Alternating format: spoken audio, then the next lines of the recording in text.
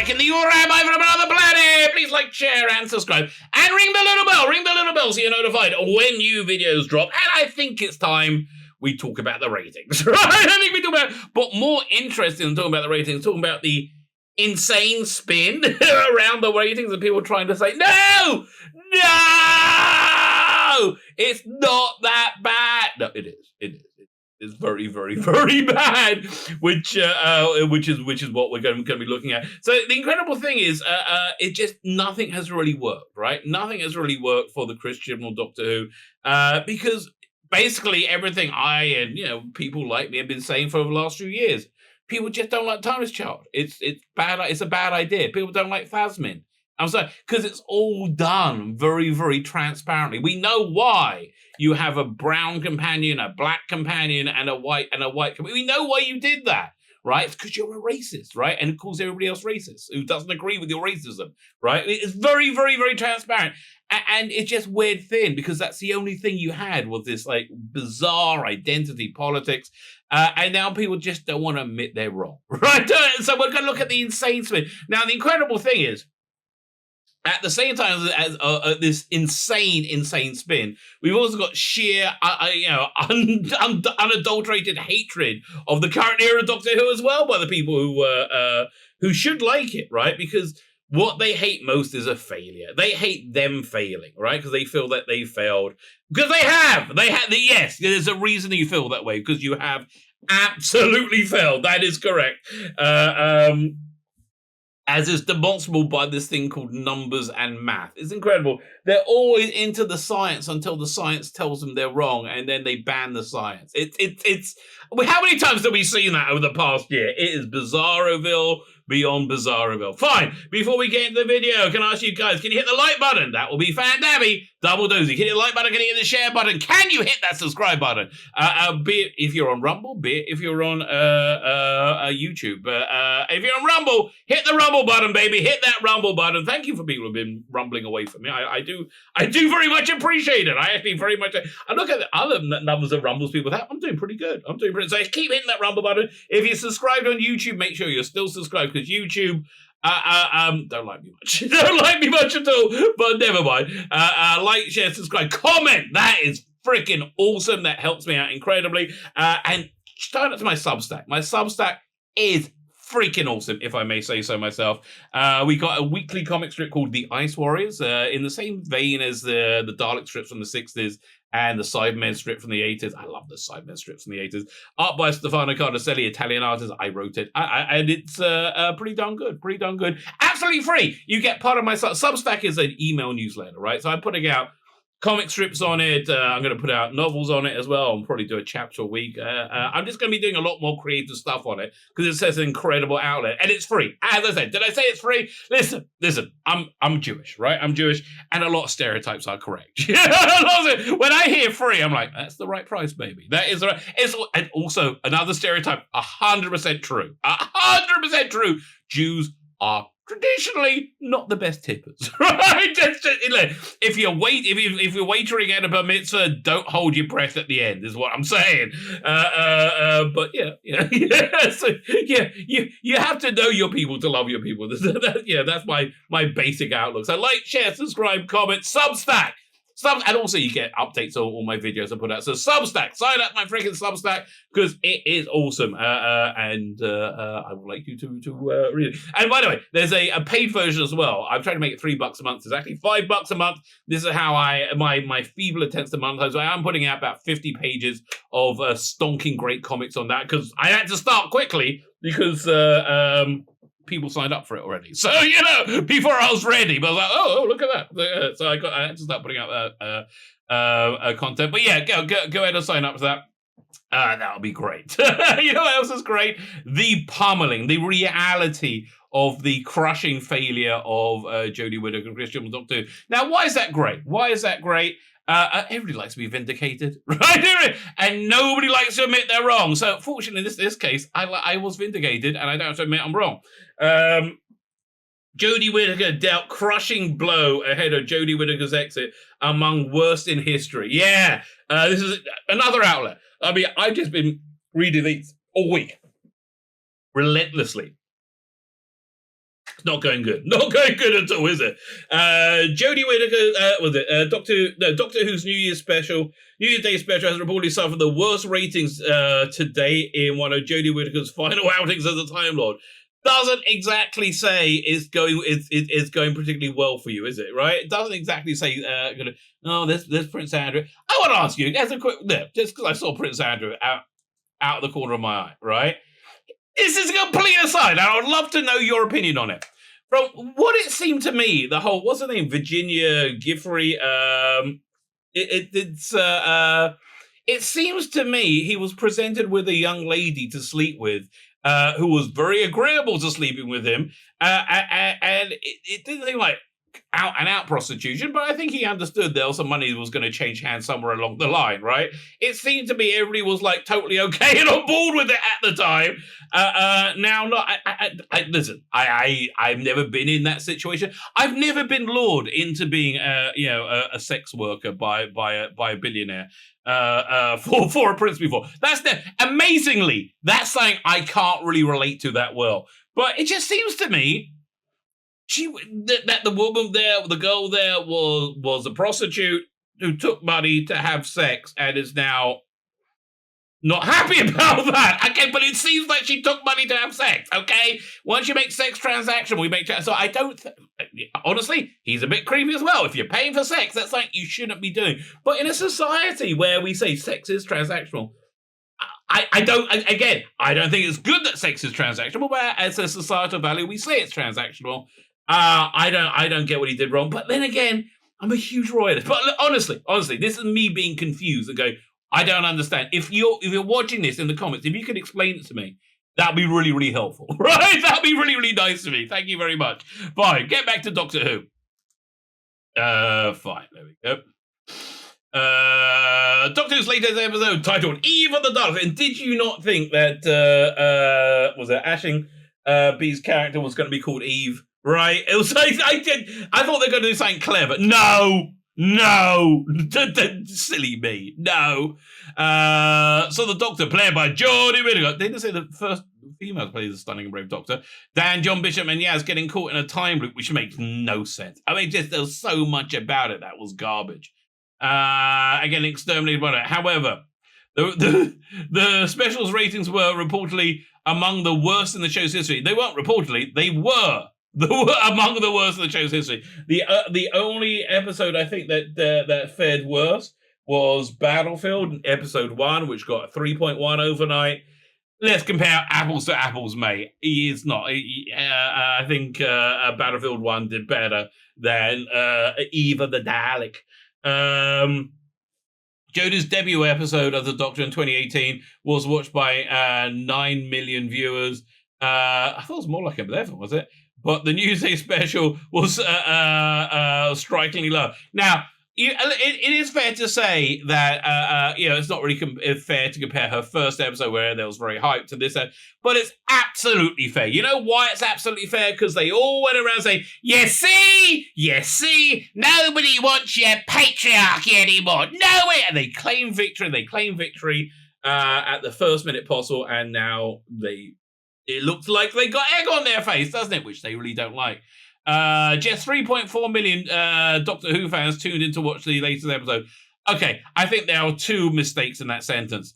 3.4 million? No, it's 3.21. And I don't know why it's repeatedly reported as 3.4. And Doctor Who fans, really? I watched under sufferance, right? Fans. It comes to showrunner Russell T Davies is returning to the show in a bid to save the BBC's drama amid falling ratings 12 years after he stepped away from the series. Yes, that is a little bit of an admission of failure now, isn't it? And they don't like that.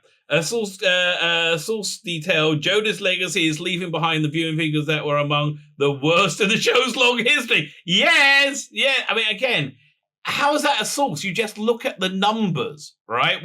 That's not going, that's an insight. No, we just look at publicly disseminated numbers. Oh, which means it's January. I bet I can get the circulation numbers for Doctor Who magazine in 2021. Oh! I am somewhat tempted to pay. Is it £350, right, to get a subscription to the and get all the data, so then I could really see if Jodie takes Jodie on the cover makes her take a hit.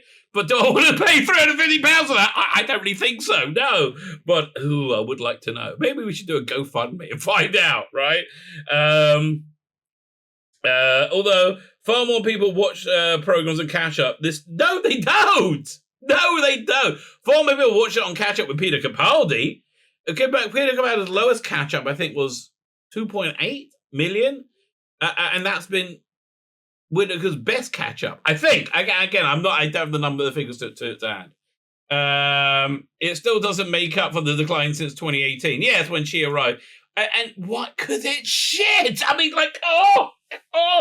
And they are going to spin it that, like, TV audiences are down in general. Yes, because all of TV is shit, right? If you ignore the 50 to 60 to 70% of people that you have alienated, right, from watching your shows, you're doing fine. But if you don't ignore them, you're doing terribly, right? And I don't think you should ignore them, even though you really want to. Plus, the BBC always saw Doctor Who as a kind of show that was event TV, bringing the whole family together. No, we all run screaming from it now. We all run screaming from it because it's not very good. But that doesn't seem to be happening. They headed to the Sun. Well, listen, if the Sun says it, who can I? I'm still kind of amazed they took page 3 girls off the Sun. I'm like, really? Like, at what point did you think, oh, no, that was stepping over a line? It just seemed like, honestly, again, I guess we're going back to the Prince Andrew discussion. Like grid girls, the sexy women who wear sexy outfits at NASCAR, I think they're all been fired because they're too sexist. It's sexist to be sexy. I don't understand. And listen, that's not even prostitution. That's just saying, I look pretty, can you pay me for it? And men going, yeah, okay. I don't really see a problem in that, right? Okay, but whatever. The latest data for those who watched the terrifying time-lapse special of the day of release. Final ratings include catch-up recordings will be released next week. Probably tomorrow, my guess. The Telegraph reported the latest series was drawing fewer than 5 million viewers. Yeah, that's very true. BBC spokesman said, Doctor is one of the most popular shows on BBC iPlayer. Yes, if you ignore the 50 to 60 to 70% of people who don't watch iPlayer anymore, don't watch any of your garbage, it's still one of your most popular. I understand. But to get to that metric, you've got to ignore all the people you chased away. Anyway, with 7 million streams so far for the latest series, that's not very good. Like, Capaldi episode was getting that on one episode overnight. Increasing value to option. Nobody wants to watch it because it's shit. I mean, that's just the bottom line. Last year, it was reported there had been a steady fall in Doctor Who viewership, which had been falling off for half a decade. We're going to be talking about that. It was falling, and then Jodie Whittaker arrived, and it fell off a cliff.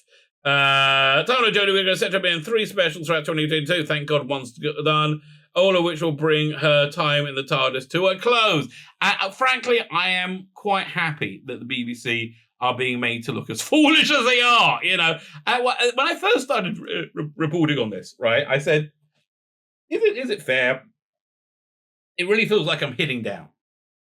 Right, and then I thought, no, I'm not. They're a billion pound multinational corporation who's making relentless shit out of things that everybody loves, you shouldn't be made to feel stupid for us. Fine. So the reason I'm making this video, I went over this article from Doctor Who magazine on my live stream on Thursday, and I intended to download it, snip it out, and to put it out as a video. Hey, that's easy enough.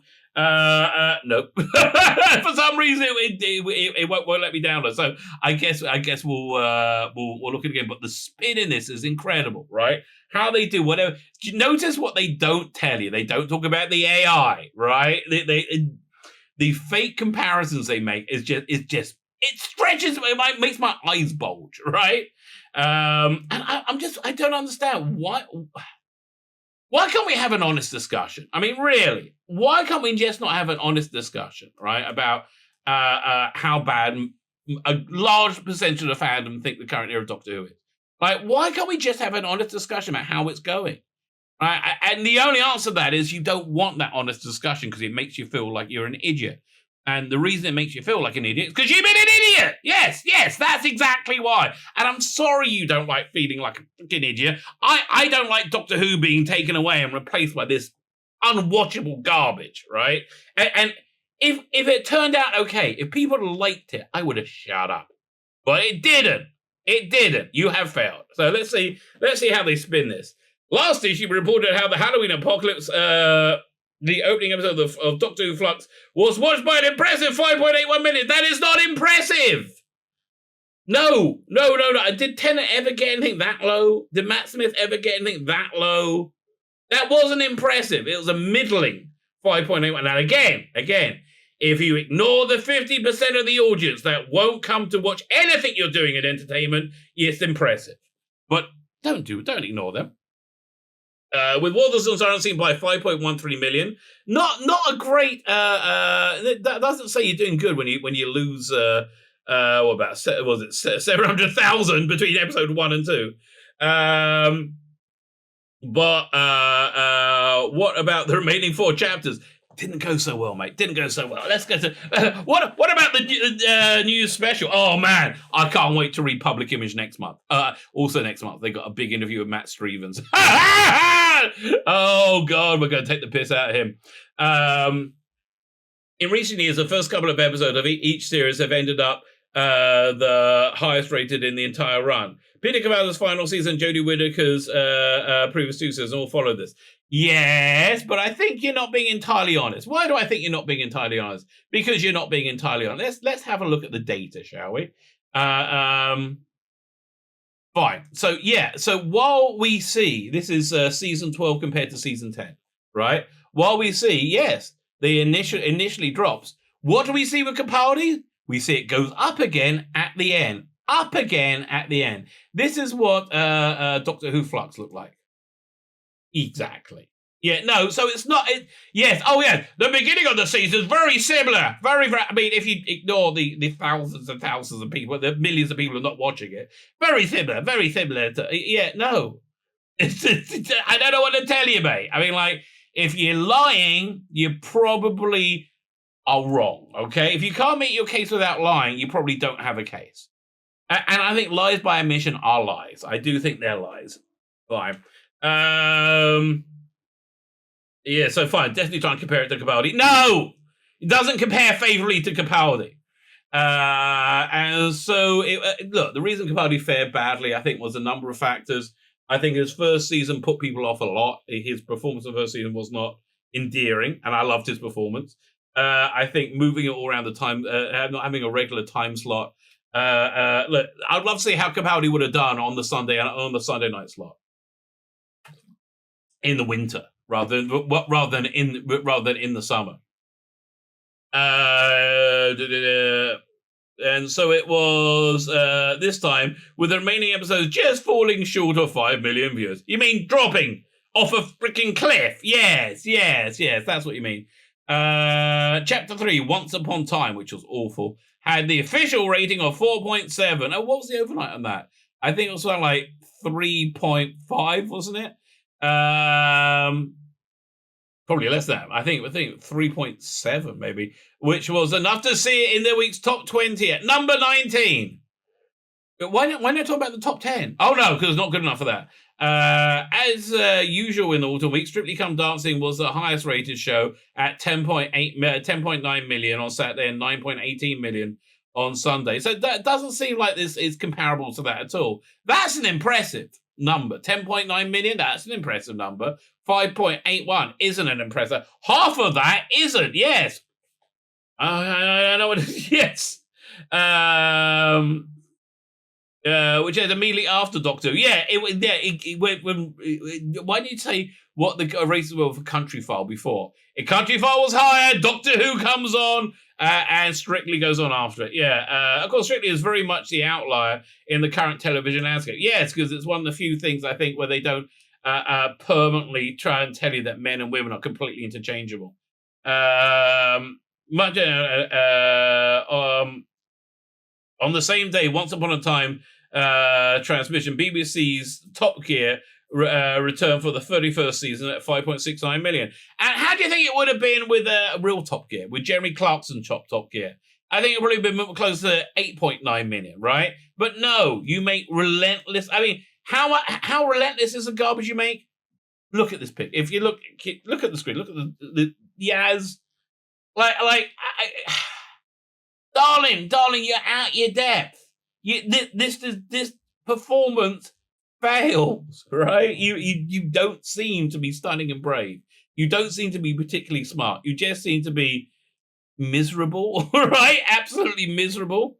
And doesn't like the Doctor much at all. Viewers. Meanwhile, over on ITV, 6-part thriller, Anti-Black climax at 5.24 million. I mean, significantly above Doctor Who. Really? Even in this dire TV landscape. Still significantly above Doctor Who, right? Oh, okay. Slightly up in the series overall, 5.2 million. So do you notice that, right? They ended up at 5.24, up on their average of 5.2. That means they have an arc going upwards, not downwards. Just under 5, please. The Larkins also, Doctor Who's very own Bradley Walsh also concluded a 6-part run with a solid 4.26. I don't think that's that solid. Although the average rating across the series was 5.1. Yeah, exactly. Putting on par with Angela Black and Doctor Who. No! Stop your porcupines. No, not on a par. Doctor Who's doing worse. Right? It's like saying the bronze medal winner is on a par with the gold medal. Yeah, he is, except he's worse, right? I mean, it's math, mate. It's math. It's not complicated. I mean, I guess it does get more complicated the more you get into math, but this bit's pretty easy. However, other shows have found the battle reviewers more of a struggle. Now, okay, more bullcrap comparisons. Reading on Doctor Who magazine will probably be blissfully unaware that most Flux has aired directly opposite ITV's new game show, Sitting on a Fortune. Let me get it straight. Well, Sitting on a Fortune, a tentpole part of ITV's schedule, right? They are very, very heavily funded, heavily promoted part of the schedule. No! Nobody gave a shit, right? You know how they know nobody gave a shit? They put it on opposite Doctor Who. Graveyard Shift. Nobody's in it. That's when people turn off TV. Gary Lineker fronted. Yeah, Gary. Everybody loves Gary Lineker, right? And yeah, poor guy. He's not making enough money. He needs another job. It would attract 2 million viewers, generally charting in the very bottom of the top. Okay, so again, what are you gloating at that for? You know, this is Doctor Who. Is there? Do they report the ratings in? What was the name of that idiot game show? Sitting on a. Do they report the ratings in Sitting on a Fortune magazine? No, they don't. Moving to the fourth chapter, Village of the Angel had an official 7-day figure of 4.57 viewers. On the face of it, this marks an unfortunate milestone as the lowest rating for any Doctor Who since 2005. It's somewhat unfortunate. Beating Jodie Whittaker's previous lowest rated episode of 4.69 for the Timeless Children. Not going well, is it? Right? What about that says success? What about that says, stunning and brave success? Yeah, 4.6. On the face, okay. On the other hand, it's worth noting that while the 2020 finale just crept inside the top 30 in the 30th place, there we go. Come back. There we go. Stop that. Let me zoom in a bit. Fine. The Angels ever fared much better and came in at number 8. Like again, you half the viewers have gone, not just from Doctor Who, from everything. And this is exactly what we told you happened. And you went, no, don't be silly. He's stunning and brave. Everybody loves the stunning and braveness. No. It was shit. I'm sorry. I know you hid behind that opening episode number for a long time. But you feel your face, right? You feel there's some kind of weird, clingy moisture on it. That's called egg, which you got all over your face, mate. Okay, that's what's going on. There was another tick for Chapter 5, Survivor of the Flux, which was watched by 4.83 million. However, this time Doctor Who was just edged out the top 20, or a bit of edging, albeit to 2021. That's out of the top 20, right? By ITV's other celebrity, Get Me Out of Here, which I think is probably what they call Doctor Who now. Invaded the charts upper reaches. Season finale, The Vanquishers slipped back to a small amount with a 7-day figure of 4.64 million. Was that also beating Whittaker's lowest ever as well? Okay, so we got the 3 lowest rated episodes ever, which should have been your biggest episode. Look at this bull crap, right? They're not putting in the AIs, which are in the toilet. The AI is your appreciation index. Capaldi never went below 80. This season never got above 80. Right? To give you an idea how it's doing. Right, but look at this bullcrap they're putting in. The average chart placing. Again, if you ignore the 50% of the audience that doesn't want to watch your crap, you're not doing bad, right? You're not doing bad. I mean, how do you explain 25th of season 12? Right? How do you explain from 9th to 25th? Right? 25th seems like the lowest ever, right? The lowest ever. I don't know what to tell you. Not comparing very favorably, is it? At 23. So what can we make of the overall performance of Flux with an average of 4.95 million? The run is marginally down from the 5. No, it's not marginally down. 500,000 viewers is not marginal, right? 500,000 people join Getter, so I join Getter, right? That's not a marginal thing. However, the chart position for Flux have been much more encouraging. I get it, because you ignore everything, right? Then more bullcrap. Oh, look, soaps that nobody wants to watch. Look, into anything with drama, people are just not that interested in. Why? Because drama, much like comedy, is all about lecturing you. It's all about lecturing you and just not very dramatic, right? And I tell you, let's make bog standard sci-fi. So I think it's fair to say it's not going down very well, right? It's not going down. This has been an all-time disaster. How has this impacted Jodie Whittaker, right? How has this impacted Jodie Whittaker? Not one, hasn't even bounced off her. Look at this. Jodie Whittaker is hoped to return. Is hope for a Doctor Who return after regeneration. Really? Why? like, oh no, look, people are liking it again. I better come in and make it shit. Yeah. I don't know. Look, I just recorded a review of this, which went out on Friday. Right? Doctor Who season 13. Right? It was a review of Chapter 8. They put it out once a week. It's great. Best Doctor Who being made right now. Right? Really, really, really like it. The whole point of the chapter, I mean, a large part of the chapter was demonstrating how a skilled writer can take care of pretty much any canon violation relatively easily, right? Relatively easily. So I wouldn't worry. But you're not... Okay, you might come back. I guess they might cast Lydia West as the Doctor. Anything could happen. Anything at all could happen. But in a world of logic and reason, you're never coming back. Let's read her insane thought process. As Jodie Whittaker's time comes to a close, the actress hopes her regeneration later this year might not be the final time fans see the last of 13. They hate you, okay? There's unbridled hatred of everybody towards you now. Because why? Because you failed. Even Phasmin couldn't save you now. Doctor Who star Jodie Whittaker hopes she'll be one day reprise the role as a Doctor. Go to Big Finish. Let's see you do some 13-year-olds of Big Finish. They don't seem to be doing so well right now. I think that'll probably be the final nail in their coffin. As a Doctor after a final episode airs later this year. After Whittaker announced she'll be stepping down as a titular character, much speculation has swirled around the actor who will take over the long-standing time-traveling hero. Per tradition, when the Doctor leaves the show, the character regenerates. Oh, this is a knowledgeable article. They put regenerates in quotes, all right? Really? Or transform to a new persona, allowing the blah, blah, blah, blah, blah. Yes, we know. Okay. Fine. Whittaker became the 13th Doctor in 2018, making the show history as the person who destroyed the franchise. And also the first one to play the role after previous actor Peter Capaldi made his exit somewhat unwillingly, from what we can tell.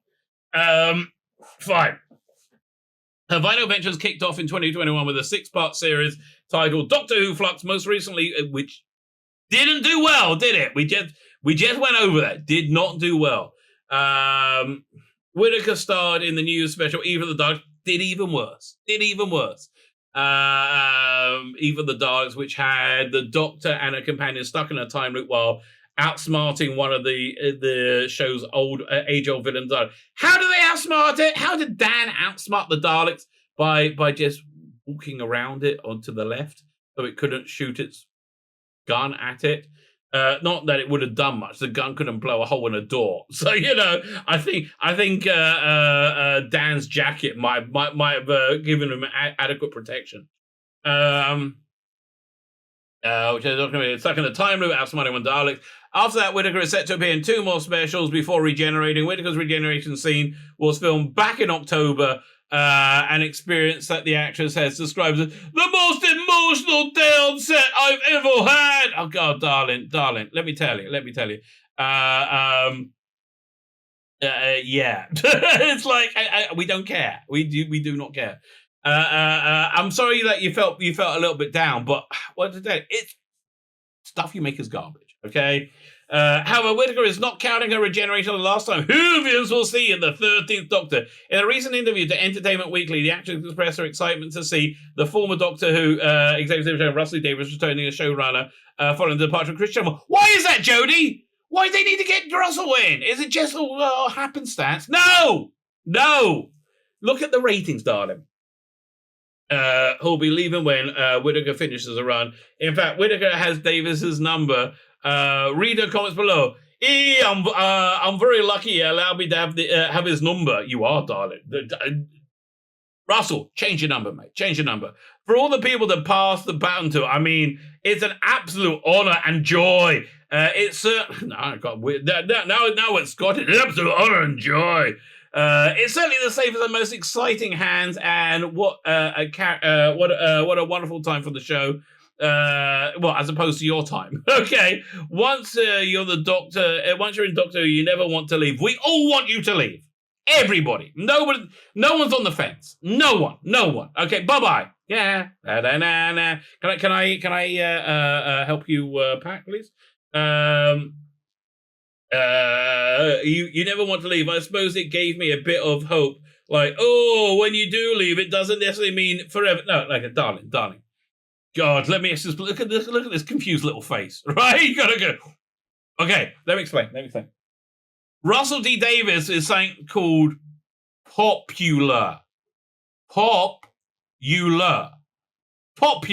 You're something called not popular. So here's what happens. If you are popular, you get invited to come back, right? That's why. Because you are popular. If you're unpopular, if there's any sanity, which I don't know there's going to be, you are not invited to come back because you are unpopular, right? I just want to make it clear, so because it seems confusing to you, darling. But so I hope that worked out. Whittaker's hope of returning to the show is not far-fetched as anybody else could have done it. Almost 10 years ago, David Tennant made a comeback as the 10th Doctor during the 5th anniversary, Dare the Doctor. Whittaker may well see a familiar fate by nature of Doctor Who, is a show that explores the bending of space-time reality, wibbly-wobbly timey-wimey, as the 10th Doctor once said. At this point, Whittaker's show is by way of a cameo or starring role in a special episode. Probably won't even be a surprise to me. It would be a big surprise. It would be a very, very big surprise to most people. Of course, those who don't follow Doctor Who are eager about the person whom Whittaker will partner. Go away. So here's the weird thing, right? They still hate it, right? The same people still hate it. So here, Doctor Who's 2022 special creates a big New Year Dalek plot hole. Again, none of this bothered you before. Nothing, none of this bothered you at all before. Now, oh no, can't do that. Doctor Who's 2022 New Year's special, back the Daleks third year running, but why doesn't anybody remember them? Is it a plot hole? Yes! Amongst many. How did it stay open with just Nick as the only customer? What is the deal with Jeff? Oh, so many questions. Why can the Daleks open a door? Doctor is always leaving an impression upon Doctor Who viewers. It's not much for characters. The Doctor, not so much the characters Doctor meet on Earth. Why don't Dan, Sarah, and Nick remember the villainous Pepper Potts or Eva the Daleks? Because it's not Doctor Who, maybe. Yeah, you could do that. Well, Chris Chibnall, the only way to celebrate New Year is with a full glass of chorus of Auld Lang Syne and Daleks invading Earth. Wait a minute. They invaded Earth the year before in Revolution of the Daleks. Didn't everybody see that? They was on TV, right? The Prime Minister unveiled Daleks on TV, right? I mean, I'm not talking about Torchwood 1 and Wapping. I'm talking about it was a year ago. What happened? Doctor Who's most iconic monsters have appeared in three festive specials in a row, with 2022's Eva the Daleks continuing tradition, picking up from the Doctor Who Flux, the squad, Doctor Who Flux, the squad of executioner Daleks. They weren't. Again, these are mentally handicapped Daleks on day release, right? That's why they don't have real guns. Again, they couldn't shoot a hole in a door, okay? I didn't write this. It wasn't me. It was Chris Chibnall. Picking up from the execution of Daleks, dispatched to kill the Doctor for committing genocide, for revenge for a genocidal actions against Stavros Finest. For committing, how Doctor Who-y? Oh, how Doctor Who, see when she commits genocide. The TARDIS crew finds themselves cornered in a creepy, semi-abandoned storage facility, read bottle episode, which will be cheap to film, on New Year's Eve 2021, hunted by a trio of Daleks with the extermination on their mutant minds. Caught in the crossfire is Sarah, Aisling B, and Nick, the creepy Nick, and Johnny Salmon. I mean, how did he not... How did the script editor, right? How did the script editor not notice how insanely creepy, Nick was? How did the script editor not notice that? Graham's line about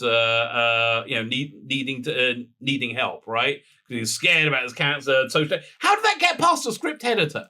I don't understand. If whatever script editor didn't, we'll come back here. Whichever script editor didn't see that, I think needs to be fired and get somebody competent in, right? I think that might be a reasonably good idea. Fine. So neither characters know what a Dalek is, even though they're on TV the year earlier, presented by the Prime Minister of England. What's a Dalek? Sarah and Nick and Dan not remembering the Daleks creates two major Doctor Who plot holes. So let's see if they can work them out. Last year's Doctor Who Special Revolution of the Daleks saw the UK government put mid-lockdown Christmas parties long enough to hire Daleks defense drones. The Prime Minister even televised a press conference. Exactly, 4 Daleks introduced in the public. They did look like massive dildos, in all fairness. These drones were stationed at the borders and security points across the UK and launched on full-scale invasion, narrowly prevented by the Doctor. Oh, God, that was awful. There was no memory wipe reset of the episode. Okay, don't you remember that most of the universe was destroyed and the Lupari ships and all that, like, a week ago? No. At the very least, they should have recognised the fake shape of the design. The second Doctor Who plot hole is left by 22 specialist Dan. He was present when Whittaker slaughtered the Dalek. Oh God, yes. In Doctor Who Flux. So why didn't he ask what's a Dalek a couple of weeks before that New Year's Eve? again, I mean, you can get around the invasion of Wapping. Torture One by saying that Amy rebooted the universe, right? In was it season 6? I think you can get around that, right? This is just dumb writing. It's at Chibnall. It's what we expect of Chris Chibnall. Dumb writing. There's no clear explanation for the goof, but Nick and Sarah do honor the long tradition of forgetting Earth, of forgetful Earthlings. Doctor Who, the Daleks, alongside rival race Cybermen, invaded Earth countless times. No, they didn't. Over Doctor. No, they invaded Earth again. You had Canary Wolf. Tortured One. You had Dalek invaded of Earth 21 whatever 59 AD with and they wanted all those sugar puffs, obviously. That was a company that did the product placement in it, wasn't it? Okay. Have invaded it over time, but our population almost always acts like it never heard of the metallic chimes of exterminate from the whisk-wielding death... Oh, God, this writing's just annoying me now. In some cases, this is because Daleks never go public. A unit contained the situation Day of the Daleks, and 13 prevented a full-scale invasion of Resolution. There was one Dalek in Resolution. On other occasions, humanity's memories have been manipulated. 11th Doctor era suggested that the cracked in time erased the knowledge of the alien incidents. Oh, that's quite good. I forgot about that, yeah. But it's undeniably strange that between the year 2021 and 2022 special equivalent that's gone all about Dalek defense drones invasion, especially with the scant 6 episodes separating the stories. It's a fair point. During Russell T Davies' stint as Doctor Who showrunner, Earth-based characters would often reference recent invasions. Sarah J. Smith mentioned the Sycorax. Perhaps the best explanation of Chibnall's Either Daleks plot hole comes from the 7th Doctor, who's addressing humanity's constant forgetfulness. Your species had the most amazing capacity for self-deception. Yeah. In other words, we ignore the bits we don't. Yes, okay, you could, but you know, they could do something really smart and funny about that. The Daleks turned up, and they could have been like that movie Don't Look Up, where people say, no, the Daleks are a hoax, they're not real, it's government, and they do it as we would really take. Are they real or are they not real? Right? That's what would really happen. Sarah Nick's ignorance can be forgiven as familiar Doctor Who trope, but either Daleks' damn plot hole is harder to swallow. Most of Chibnall Doctor Who is hard to swallow, mate. I don't know what to tell you.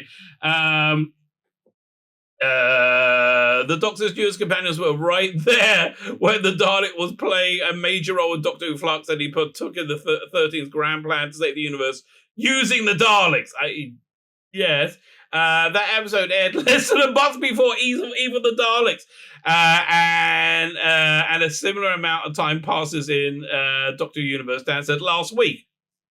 Okay, there you go, have it out. There's no reason Dan should be asking what is a Dalek other than Chibnall is a diabolically bad writer. In 2022's New Year special, regular Earthlings may have Civ-like memories, but throughout the classic and modern era Doctor Who, commanders always remember villains were every step of the way. Yes, that is true. That is true. So yeah, listen, it's gonna continue getting savage, right? It's gonna continue getting savage. Why is it gonna continue getting savage? Because it's a failure, and that's the only thing they care about, right? This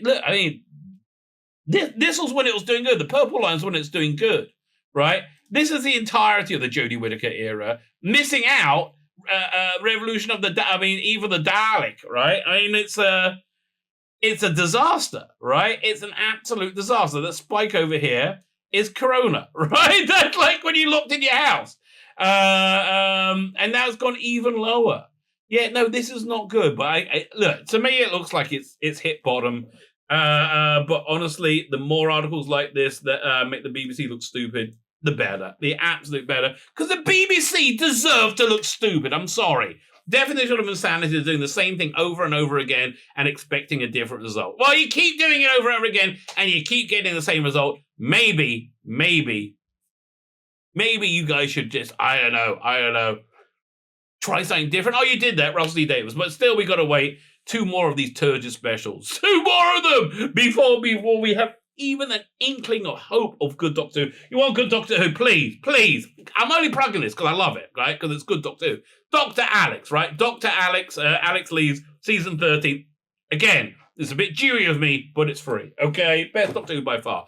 My name's Tzvi Lebetkin, the Rabbi from another planet. Don't forget my Substack. Sign up for it. Like, share, subscribe, comment. All those things are fan-dabby, double dozy, and have yourselves a fantabulous, a wonderful, a freaking awesome day and new week.